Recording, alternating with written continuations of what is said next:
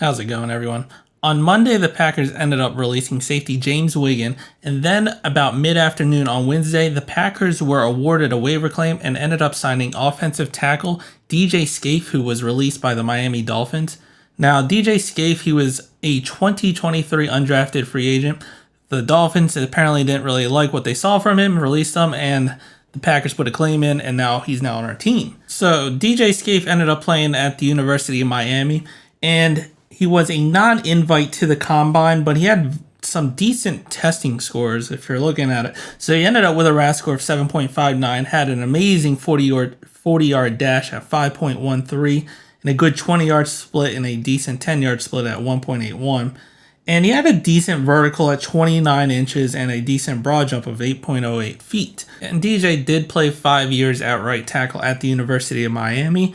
And despite playing 5 years at right tackle, considering he's a shade under 6'4", he's more projected to play on the interior side, so probably right guard or potentially center, and depending on his flexibility, maybe left guard, left tackle. But for his size, he's more projected interior. And if we're to look at his PFF grade for his 5-year career over at Miami, as you see with his offensive grade, started off in 2018 with 70.8, then went 67.3, then a terrible 2020 at 61.3, then a very good bounce back here to 78.7, and then ended with a 68 offensive rating. His run block kind of treading along the same path, 71.9, 66.1, 58.7, then 74.2, and 62.1. Then his pass blocking, it looks like he's a better pass blocker than a run blocker. Started off at 68.6, then 78.2, 70.3, 88, and then an 80.5. So definitely developed his pass blocking apparently, and is definitely a better pass blocker than a run blocker. Also, I kind of want to add to this because I actually didn't notice this till afterwards, but in his first 2 years, he played right tackle. As you can see, he played 454 snaps and then 737 snaps with 100 at right guard. Then in 2020, when he had that very big drop in the PFF rating, he played mainly just right guard at 819 snaps and just 3 snaps at right tackle.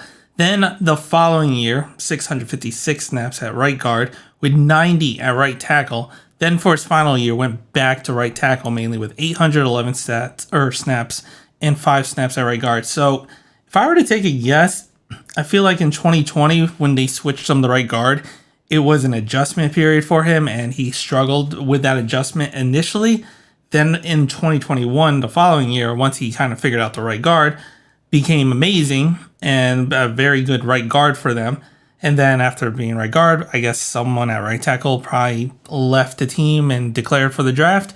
So they shifted him back over to right tackle, where he continued to produce. So that 2020 anomaly year could be because they switched him to right guard and it was a transition and he struggled with it initially. That would be my guess just looking at this.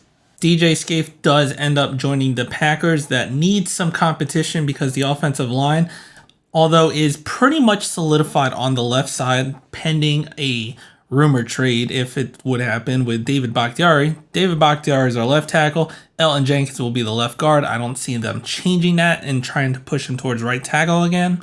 So I feel like those are set. There hasn't been too much talk of a competition with Josh Myers, which I still think is insane. Feel like there needs to be more competition.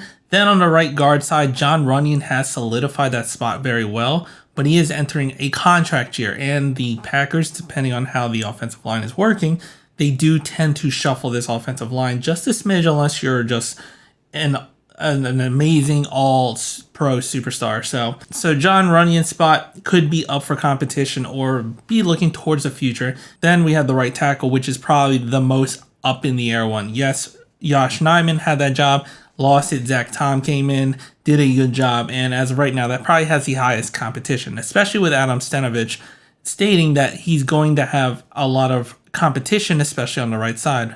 Yosh isn't assuring at that side. Zach Tom is going to earn one of these spots. Whether it's right tackle, I still think he could play center, but that would mean we'd have to find a right tackle. But that also depends on Yosh and also Royce Newman, how he does. So bringing in DJ Scaife, who had a decent career at Miami, is going to come in and actually get a shot on this offensive lineman, especially with how up in the air our right side could be, and add some competition to it because it needs it. As of right now, our right side is the weakness. And with OTAs right around the corner, it's going to be a little bit interesting to see what type of competition and how it comes. Because as of right now, on our offensive line, we have Bakhtiari, Rashid Walker, Caleb Jones, Kadeem Telfort, Elton Jenkins, Sean Ryan, Chuck Filiga, I'm pretty sure I spelled that wrong, Josh Myers, Jake Hansen, John Runyon, Royce Newman, DJ Scaife, Zach Tom, Yash Nyman, Luke Tunuta, and Gene DeLance. So we have a bit of offensive linemen, but only as of right now, I can see a few of them really competing. It's going to be very interesting to see who's going to come out and show some promise in trying to get that right tackle spot. And of course, the right guard. And I also include center on that because I want an upgrade to Josh Myers, who I believe should probably be Zach Tom, especially since that's his more natural and best position. But let me know what you think down in the comments. If you liked the video, hit the like button, subscribe to the channel, and as always, go Pack Go.